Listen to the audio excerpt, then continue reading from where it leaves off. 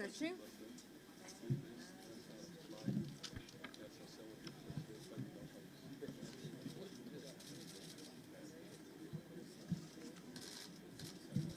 Boa tarde a todos. Boa tarde a todos. Eu quero agradecer a presença de vocês e anunciar que estou aqui ao lado do engenheiro Carlos Rocha e do jurista Marcelo Bessa, advogado, ambos contratados pelo PL. Muitos de vocês devem estar se perguntando por que eu resolvi pedir um relatório sobre o processo eleitoral. Eu queria responder a essa indagação lembrando que foi o próprio Tribunal Superior Eleitoral, lá atrás, que nos deu essa incumbência, abrindo a possibilidade de que o PL e outros partidos pudessem ter acesso ao sistema da Justiça Eleitoral e às instalações do TSE. Quero dizer que nós estamos aqui hoje com uma única intenção: contribuir para o fortalecimento da democracia do nosso país. Nós temos a certeza que estamos fortalecendo a democracia, fortalecemos o Brasil. Eu quero dizer com toda humildade que nós do PL não somos especialistas em segurança de dados. Por isso, fomos atrás de técnicos que fizessem esse trabalho para garantir a transparência do processo eleitoral. Até porque eu, Valdemar, fui eleito com urna eletrônica. As bancadas do PL foram eleitas com urna eletrônica. Então, é natural que se peça um trabalho de fiscalização para que não fique nenhuma dúvida em relação ao nosso sistema eleitoral. Dessa forma, contratamos técnicos e especialistas em segurança de dados para poder discutir tecnicamente com os funcionários do TSE o que é salutar e saudável para a própria democracia. Então, hoje, será apresentado pelo engenheiro Carlos Rocha, que liderou esse estudo técnico e que irá comentar aqui para vocês alguns pontos que merecem ser observados. E eu confesso que fiquei surpreso. Repito, esse relatório não expressa a opinião do Partido Liberal, mas é o resultado de estudos elaborados por especialistas graduados em uma das universidades mais respeitadas do mundo e que, no nosso entendimento, deve ser analisado pelos especialistas do TSE, de forma que seja assegurada e resguardada a integridade do processo eleitoral, com o único intuito: fortalecer a democracia para fortalecer o Brasil. Com a palavra, o engenheiro Carlos Rocha. Boa tarde a todos. Muito obrigado aqui pela oportunidade de falar com vocês.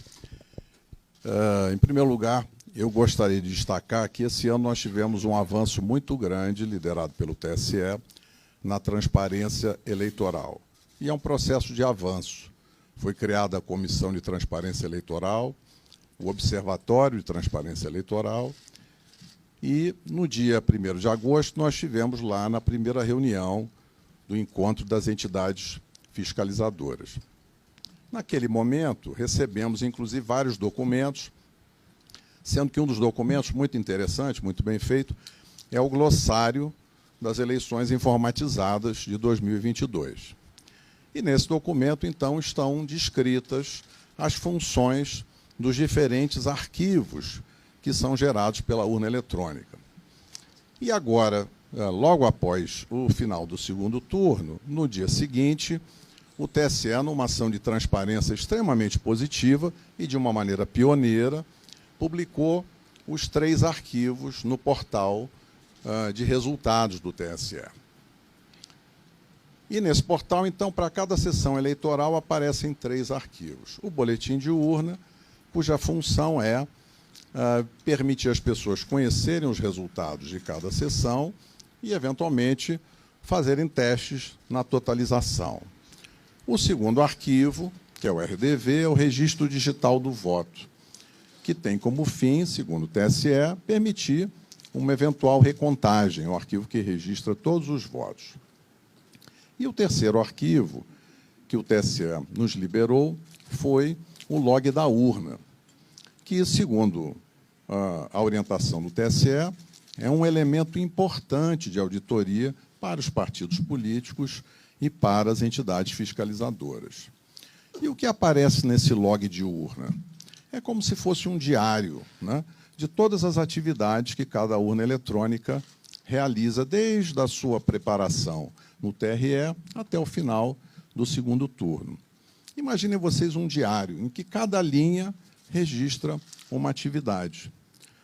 Então, para o registro de cada atividade no log de urna de cada equipamento, o programa que constrói esse log, ele lê dois dados, duas informações diretamente do hardware da urna. Ele lê, digamos assim, a estampa de tempo, que é data, hora, minuto, segundo, e também lê o número de série da urna, que é chamado no TSE de código de identificação da urna. E é muito importante que essas informações estejam todas corretas, porque são essas informações que garantem a associação daquela atividade, daquele registro de atividade com o hardware, com aquele equipamento físico que realizou aquela atividade. E é importante destacar o seguinte: o nosso trabalho técnico de engenheiros, a gente faz isso para outras organizações do setor privado, e quem audita constrói, quem audita procura sempre colaborar com a organização auditada, e no caso aqui, é nosso propósito contribuir com o aperfeiçoamento do sistema e ampliar a confiança, seja dos eleitores, seja dos candidatos, em todo o processo eleitoral. Então, esse é o nosso objetivo. E nessa linha, então, seguindo a orientação do TSE, fomos analisar os arquivos log de urna, que é esse elemento de auditoria que pela primeira vez foi divulgado junto com os boletins de urna.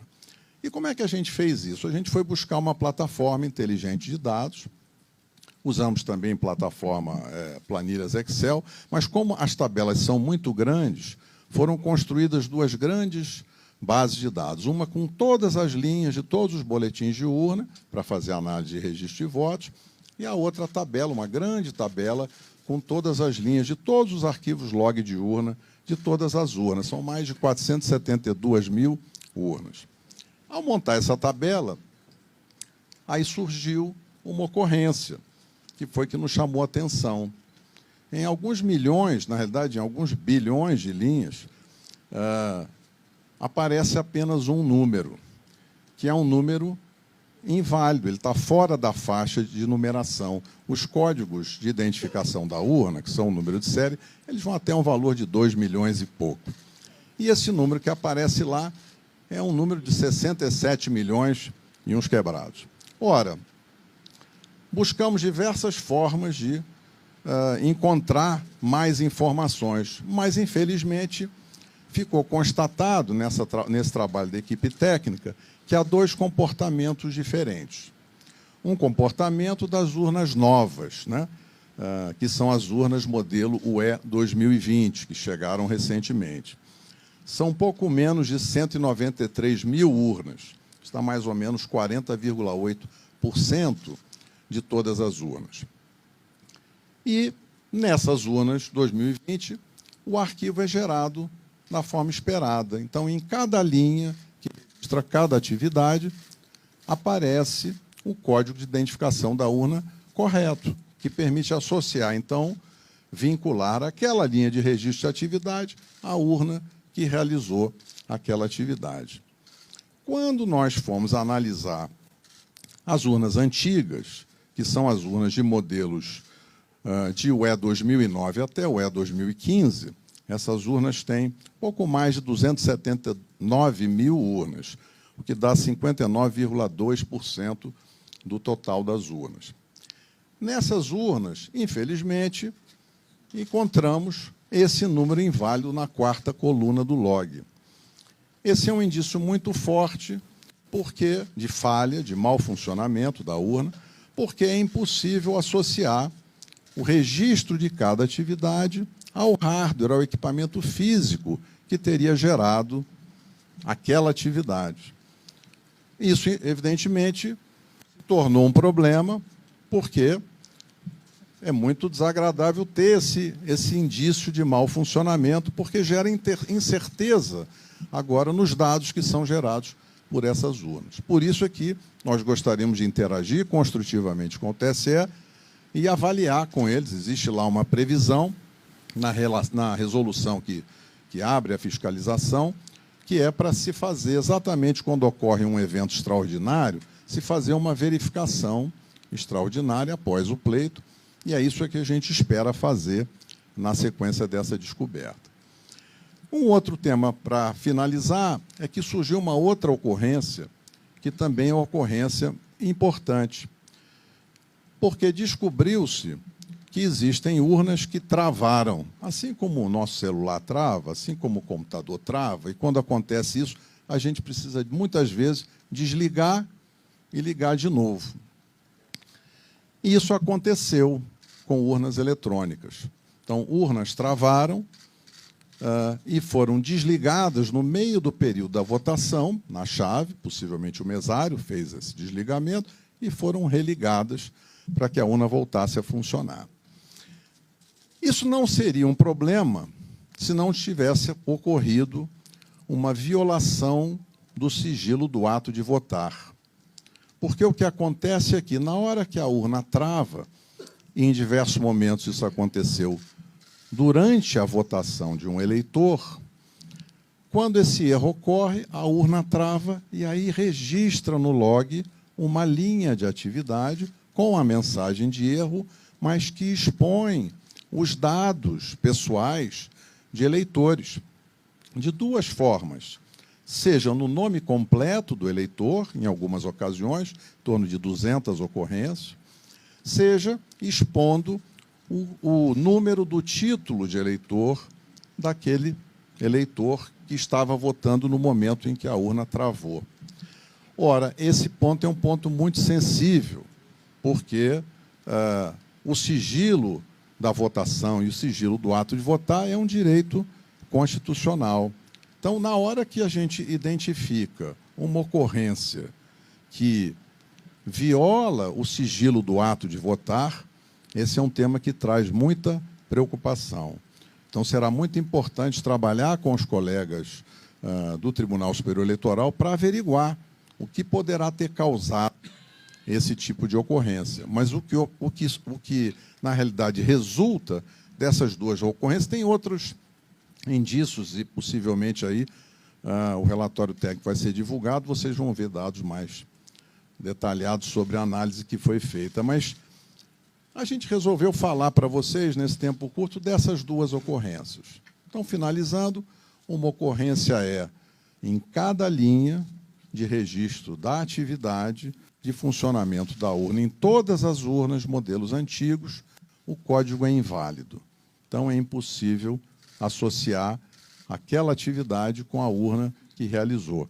Isso, então, é um indício muito forte de que há um problema nos programas.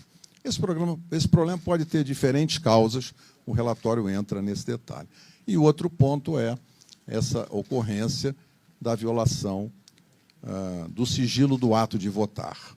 Então, acho que esses são os dois pontos, eu encerro aqui a minha observação. Quero cumprimentar aqui nosso líder no Senado, o Portinho. Quero cumprimentar também o Atineu, nosso líder na Câmara. Quero cumprimentar o Magno Malta. Nossos deputados estão aqui, vários deputados que vieram aqui. O Gustavo, que veio aqui nos prestigiar, General Girão e muitos deputados, o Luiz Lima. Quero agradecer a presença de todos. E quero passar a palavra agora para o advogado Marcelo Bessa. Boa tarde a todos. Eu vou tentar ser bem breve para explicar as razões jurídicas que levaram o partido... Estão vendo melhor? Vou tentar ser bem breve para explicar as razões jurídicas que levaram o Partido Liberal a ingressar com esse pedido perante o Tribunal Superior Eleitoral.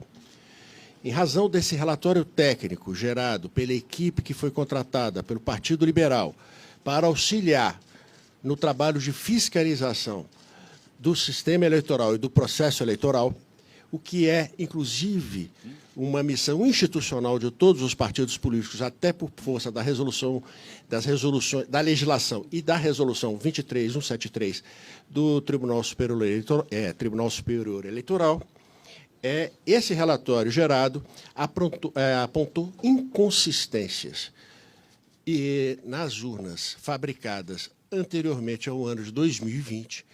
Essas inconsistências são recorrentes em todas estas urnas. Com relação às urnas fabricadas em 2020, essas inconsistências não existem.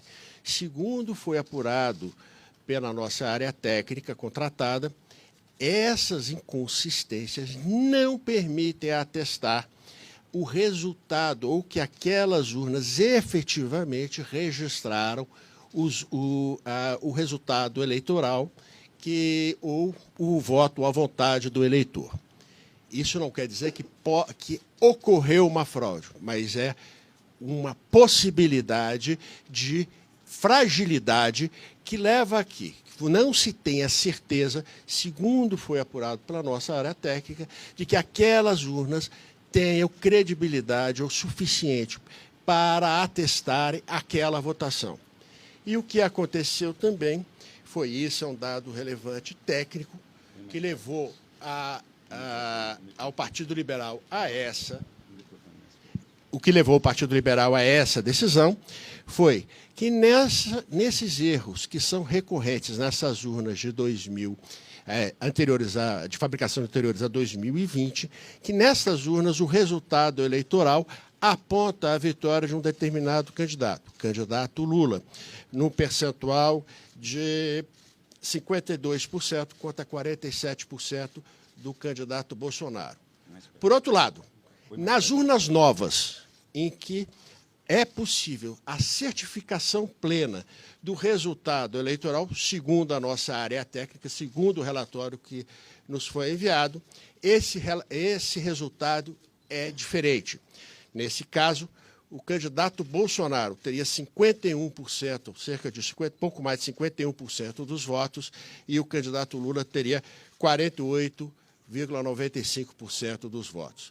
Há, então, dentro de um dado objetivo, uma discrepância de resultados que, então, com base na resolução do próprio Tribunal Superior Eleitoral, fizemos uma representação para que o Tribunal Superior Eleitoral instaure e aprofunde um estudo para verificação da existência desse mau funcionamento e, em verificando que efetivamente houve esse mau funcionamento, que daí aplique as consequências legais que entender necessárias. Então, o que o Partido Liberal fez foi apontar as inconsistências, segundo o que foi apurado pela nossa área técnica, e essas inconsistências, como elas levam resultados discrepantes, e esta é a função de qualquer partido político no processo de fiscalização, o partido levou a esses fatos ao Tribunal Superior Eleitoral e pediu as providências legais daí decorrentes. Muito bem, Marcelo. Quero agradecer a atenção de todos,